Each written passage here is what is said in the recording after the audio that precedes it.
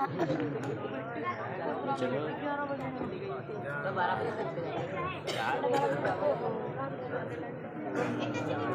अस्सलामु अलैकुम रहमतुल्लाहि व बरकातुहू।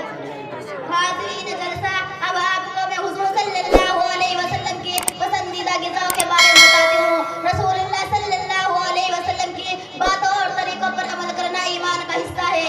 जो शख्स बड़ा खुशनसीब है जो इस चीज़ को पसंद करे और पसंद थी उस तरह से इस चीज़ का इस्तेमाल इबादत बाई से सवाब पाता है। अहादीस मुबारक से पता चलता है कुछ ग़िज़ा को हुज़ूर सल्लल्लाहु अलैहि वसल्लम खुसूसी तौर पर पसंद फरमाते हैं।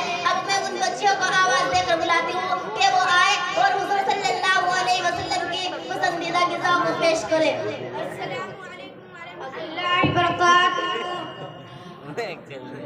मैं शायद हुज़ूर सल्लल्लाहु अलैहि वसल्लम को पसंद था। हुज़ूर ने फरमाया जो शख्स सेहत सुबह उठकर चाटेगा उसे कोई बीमारी नहीं लगेगी। अस्सलामु अलैकुम व रहमतुल्लाहि व बरकातुहू। मैं खजूर हूँ। हुज़ूर सल्लल्लाहु अलैहि वसल्लम ने फरमाया खजूर बहुत पसंद थी।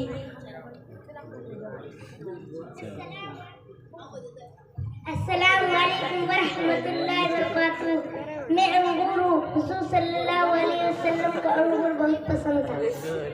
अस्सलामु अलैकुम व रहमतुल्लाहि व बरकातुहू।